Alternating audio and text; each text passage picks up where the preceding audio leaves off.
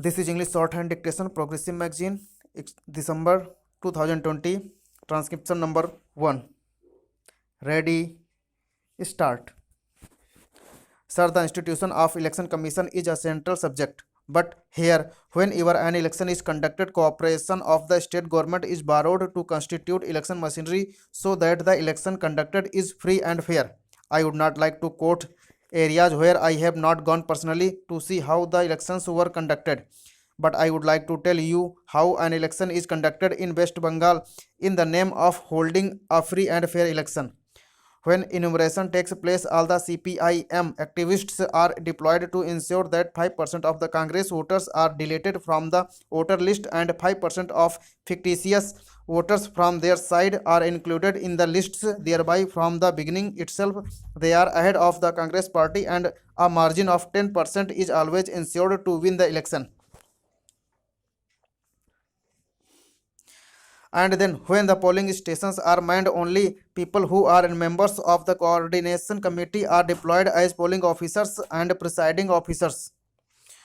When the polling booths are policed, only selected members of the non-gazetted police employees associations are deployed to man polling booths as police personnel. When the Congress fights an election, it has to fight a motivated presiding officer inside the booth and a motivated presiding officer inside the booth and a motivated police personnel outside the booth, and Congress workers have to fight the CPM hoodlums on the street of the state of West Bengal. This is how the institution of election commission is being harnessed. They are exploited by the ruling party in Bengal, which is considered an opposition ruled state. This is another aspect which deserves to be reviewed. When the issue of electoral reforms is considered by the government, and I would like to say kindly ensure that the election commission is provided with an independent machinery and infrastructure to be able to conduct elections in each and every opposition ruled state without being dependent on the machinery of the concerned state, so that the election is not rigged and manipulated and won even before the battle is really fought. Then I would like to say that comments have been made about the behavior of the government in northeastern state in relation to the dissolution of the Nagaland and Mizoram governments. I would say if it is belated, the governor in the northeastern states deserves to be complimented for dissolution of two governments.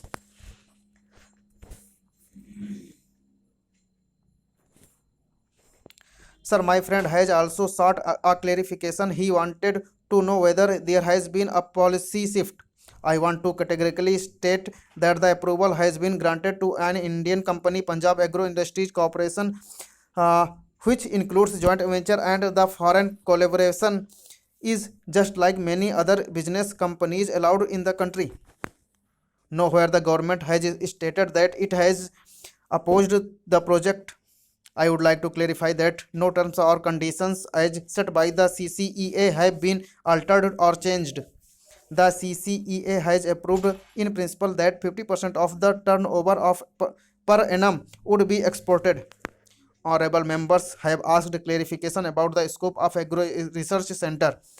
I would like to clarify that Agro Research Centers, which is one of the salient features of this package, will cover development of improved varieties, development of optimum production technology, multiplication of high quality seeds and oil seeds research. These are also high priority areas of research. It will improve overall saleability of hybrid seeds, which help the farmers in improving their productivity. It is not correct to say that Pepsi Cola has no experience in food processing. About 60% of the Pepsi Cola's turnover in food processing. Yesterday, most of the members said it is only a soft drink company. 60% of their total turnover is in the food processing venture. I think the concentrate of the orange is one of their big expertise. The Agro Center will function in close collaboration with the Indian Council of Agricultural Research and Punjab Agricultural University, Ludhiana.